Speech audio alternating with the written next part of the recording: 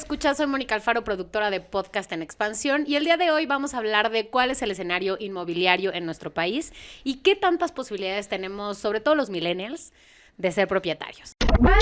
Cuéntame de economía. La realidad de la vida económica y tu bolsillo sin tanto rollo. Cuéntame de economía.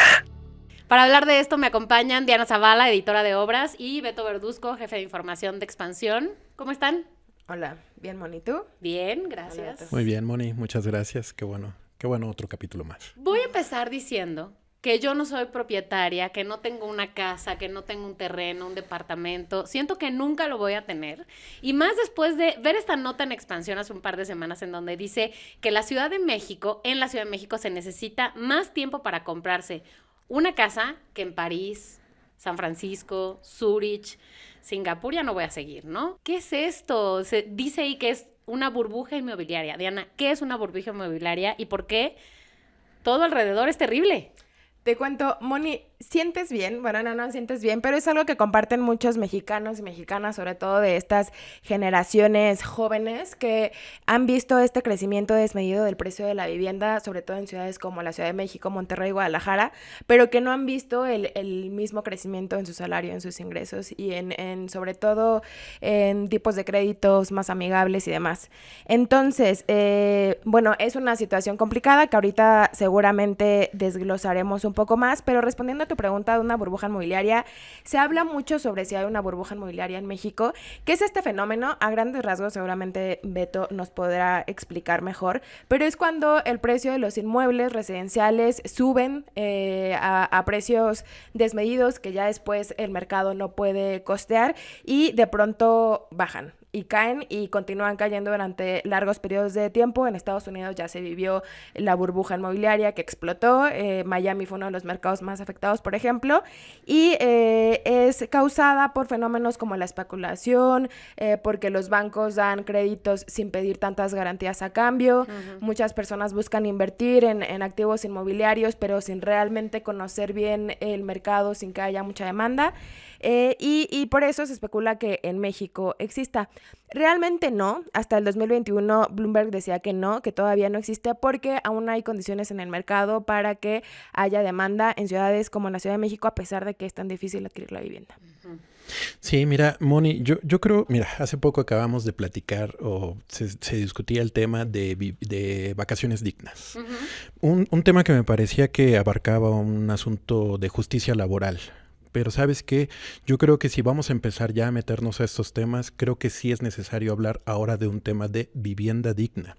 Para también, digamos, terminar de cerrar estos círculos que han estado pues ahí pendientes y que en este caso sí creo que es un tema de justicia social, ¿no? Yo te quiero poner tres conceptos por los cuales creo que se tiene que abordar el tema de vivienda digna. Mira, por un lado, la historia de terror. Tenemos precios exorbitantes, sobre todo en las metrópolis, Ciudad de México, Monterrey, Guadalajara. Los precios están verdaderamente elevados. O sea, es una cosa en la que si una persona aspira a tener una casa, va a tenerle que destinar 20, 25 años de su vida, de su ingreso, para poder hacerse de ella. Hasta cual 28, decía la nota. Sí. O sea, es verdaderamente exagerado, ¿no? O sea, no puede ser que una persona esté condenada a vivir, a trabajar para tener su principal patrimonio.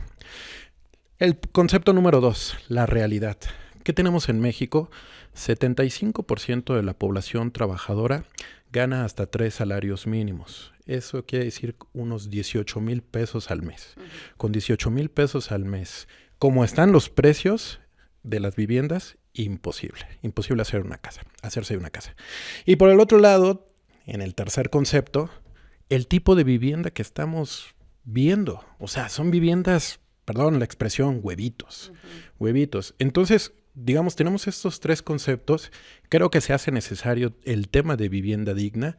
Y yo creo, como lo decía Diana, no creo que estemos hablando ahorita ni estamos en una situación de burbuja inmobiliaria, pero sí estamos en una situación en la que tenemos que revisar, analizar, reflexionar, porque es un tema en el que sí están involucrados muchas personas. Digo, yo sobre todo quisiera mandarle el mensaje a los jóvenes. ¿Qué futuro les espera si quieren hacerse de una casa con todo este contexto? ¿Cuál? Es la pregunta, ¿cuál?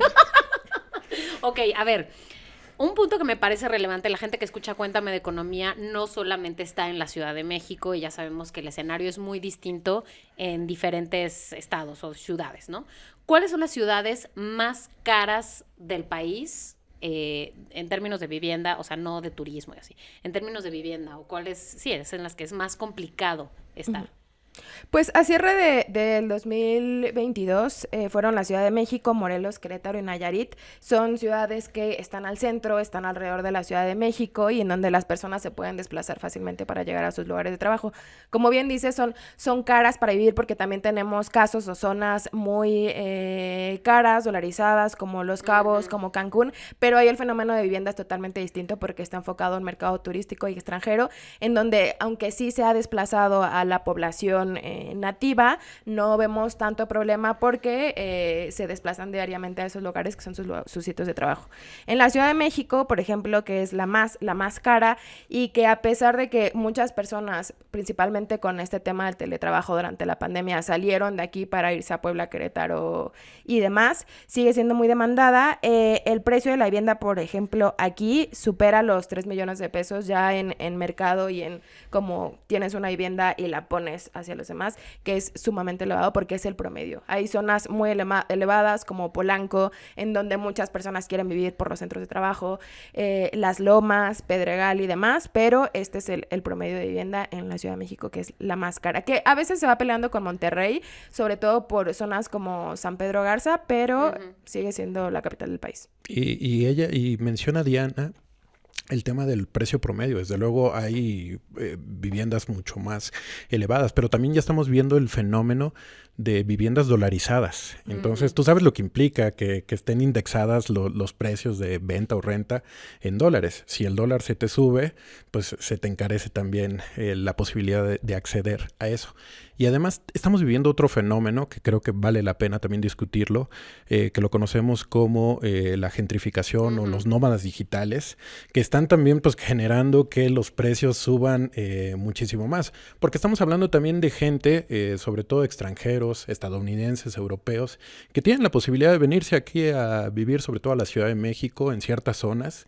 Y pues lo que están haciendo es que, pues como ellos tienen un poder adquisitivo más elevado que, digamos, el promedio de la gente en México, lo que están provocando es que se están elevando los precios también de alquileres, de rentas, y también al mismo tiempo se está desplazando a la gente, están obligando a mucha gente a abandonar la zona, a migrar de donde viven. Sí, y hablando, digo, de esas zonas, digo, aquí estamos hablando de este ejemplo de la CDMX, pero lo que pasó en la Roma, lo que pasó en la Juárez, lo que pasó en Joco, no sé, en Santa María la Ribera, lo que está pasando ahora, ¿no? O sea, que eso es, bueno, y a ver, está vinculado eso al tema también de lo del Airbnb y todo, ¿no? Ese tema que se ve muy oscuro y muy tétrico. ¿Queremos ir ahí? Las plataformas, sí. Las plataformas de corta estancia sí han sido un fenómeno en ciudades como la Ciudad de México. No es el caso particular del país. Sucedió también en España, en Barcelona en particular. ¿Qué es lo que está pasando? Pues muchos desarrolladores inmobiliarios, muchos inversionistas compran inmuebles completos de departamento y lo ponen para rentas de corta estancia en donde se paga por noche o con tarifas muchísimo más altas de lo normal. Entonces las personas que solían vivir en esa zona ya no pueden vivir ahí.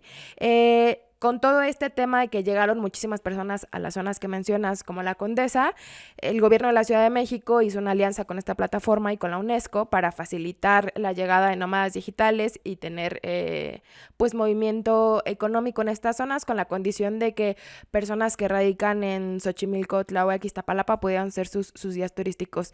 Esto, por el fenómeno de la gentrificación, desató muchísimas protestas, sobre todo en las personas jóvenes, que son quienes tienen más preocupación por el acceso a vivienda en estas zonas céntricas, y como respuesta el gobierno de la Ciudad de México dijo que está trabajando en una regulación de estas plataformas inspirándose en el modelo de Barcelona, que ya tiene unos años que está funcionando, y lo que hacen es que zonifican. Entonces en las zonas más centrales o en donde hay más lugares de trabajo no puede haber ningún sitio turístico de estas plataformas, y luego van aumentando, bueno, aquí sí se puede un poquito más y aquí más y así sucesivamente. Ok. Sí, pues se trata de un fenómeno que además del que menciona Diana en Barcelona, también se registró en San Francisco y en Londres. Son como los que tengo ahorita presentes que han sucedido. Y sí, justamente lo que se necesita, y creo que hacia allá tiene que ir también la discusión, es el tema de cómo regular este tema para evitar que se salga de control. Y uno de los temas también que se está manejando es imponerle algún impuesto a las personas, sobre todo a los extranjeros, que vengan y utilicen la infraestructura del país para la conectividad. Porque digo, lo voy a decir así, qué bonito es venir aquí a trabajar, pero las ganancias se las termina llevando la empresa que tiene contratado al individuo, pero en otros lados, que no es México. Claro, sí, de acuerdo. Bueno, y esa regulación que dices, ¿cómo va en Barcelona? O sea, parece que sí funciona. Digo, supongo que además es distinto en cada ciudad, pero los modelos se replican de alguna manera. Pues como Airbnb es reciente, también la regulación es reciente, pero se ha catalogado como un caso de éxito porque no hay tantos permisos de Airbnb en estas zonas, o los edificios que estaban destinados a estancias cortas ahora son hostales u hoteles, entonces ya tienen que pagar otro tipo de impuestos, algo que también ha estado ahí mucho en duda o en polémica en el caso de la Ciudad de México, porque al considerarse viviendas en renta, no tienen los mismos reglamentos, por así decirlo. También me gustaría agregar, sí es súper importante este tema de las estancias de corto plazo y el crecimiento del aumento del costo de la vivienda, pero como bien decías, en el resto del país, en donde tal vez no son tan populares todavía estas plataformas, también hay un incremento en el precio de la vivienda porque lo hay en los materiales de construcción, en el suelo y en la demanda por la cantidad de jóvenes que están intentando salir. El año pasado, ya ustedes lo han hablado aquí, hubo mucha inflación, pero en la construcción se superó durante muchos periodos la inflación a la general del país. O sea, la construcción fue una de las más afectadas y aún continúa siendo una de las más afectadas, y eso ha incrementado mucho el precio de la vivienda, y durante el 2023 se seguirá notando esto.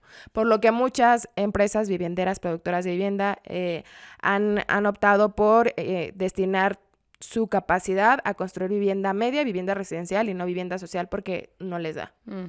Y si lo hacen, lo hacen a las periferias de las metrópolis. O sea, también obligando a mucha gente a que se desplace, y le queda muy lejos de los centros de trabajo, centros de escuelas, hospitales, y pues eso también pues rompe mucho el tejido social, porque es gente que va a tener que destinarle 2-3 horas para su movilización, y tú sabes lo que significa eso, ¿no? En términos de productividad, en términos de estrés, pues es un cansancio, de convivencia familiar, de todo, ¿no? Bueno, y a ver, me regreso 2 pasos antes al tema del salario, ¿no? A lo que estaban diciendo hace rato, ¿no? Que el salario no crece al mismo ritmo o al ritmo que estaríamos necesitando para poder tener una propiedad. Sí, justo este dato que traemos en la nota que mencionabas al principio sobre el poder adquisitivo en distintas ciudades. En la Ciudad de México, que es en la que solemos centrarnos porque es muy representativo el caso del aumento del precio en la vivienda, el salario diario de una persona con seguridad social es de 609 pesos, según la Secretaría de Trabajo y Previsión Social. Esto quiere decir que para costear una vivienda de 3 millones de pesos, o sea, si solamente se pagaran esos 3 millones de pesos así de contado y no se moviera el costo, tendrían que trabajar 28 años de lunes a domingo sin un día de descanso para poder pagarla. Sin que tengas que gastar en comida. Sí, sin nada. Y no te vayas a enfermar, Beto. Sí, o sea, no se te vaya a ocurrir que se te descomponga el coche. Sí, claro. Ese es uno de los principales problemas, porque hay ciudades muy, muy caras en el mundo, Nueva York, París, Tel Aviv, pero el poder adquisitivo de quienes viven ahí más o menos lo compensa. En el caso de México no es así. La ciudad es muy cara, es la segunda más cara de América Latina después de Santiago, pero el poder adquisitivo de las personas no es muy elevado. Entonces, quienes pueden vivir aquí, extranjeros o personas de un nivel adquisitivo muy, muy alto. A los podescuchas que siempre están al tiro con Cuéntame de Economía, por favor, déjenos en los comentarios aquí en YouTube o en @EXP Economía en Twitter si ustedes están enfrentando esto y si ya se resignaron a no comprar ¿cómo le van a hacer para comprar una propiedad? Bueno, y eso, Moni, que no hemos hablado de todos los requisitos que luego te piden para rentar una casa. Bueno, ese ya es otro tema, desde luego, pero sí. Sobre todo para los jóvenes que avales. Es bien difícil. Seguros, todo eso. Ok, vamos a cerrar este episodio con alguna, por favor, buena noticia. ¿Hay opciones? O sea, ¿hay alguna opción al final de esta reflexión para comprar una vivienda? Sí es posible, sí hay casos de jóvenes que han comprado vivienda, aunque no pareciera así. Una opción es, por ejemplo, el Infonavit, aunque no da montos tan altos de préstamo como son 3 millones, tiene la opción de juntar créditos con personas que no necesariamente son tus esposo o esposa. Uh-huh. Entonces eso ha sido una aliviane para muchas personas que con un amigo, con un familiar, con su papá, su mamá incluso, que tienen más tiempo cotizando, lo hacen para pagar una parte de su crédito y otra parte lo hacen con banco. También existen comprar los departamentos en vivienda, también en preventa, perdón, es una buena opción porque los costos son más bajos. Hay que verificar riesgos siempre porque al ser una obra que no está totalmente terminada, se tienen que revisar muchas más cosas, pero es posible.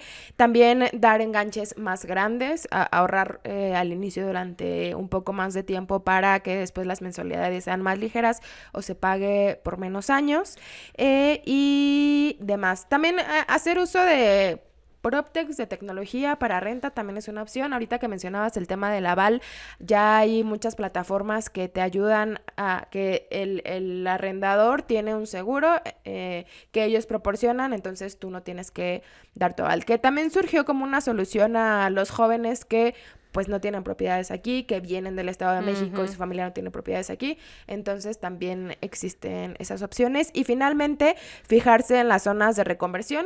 Ahí se llama estas zonas que están cerca de colonias demandadas, que cuentan con infraestructura, pero que todavía no son tan populares. Por ejemplo, Santa María la Ribera hace unos años era una zona de reconversión. Los precios eran bastante accesibles. Ahorita ya se elevaron. Funciona también como ahí un vehículo de inversión, pero sirve para las personas que buscan vivir en lugares cerca de donde trabajan, pero sin querer pagar durante 30 años todo el salario. ¿Y cómo sabes cuál es una zona de reconversión? Leyendo Obras por Expansión. Ahí saben. ¡Qué casualidad!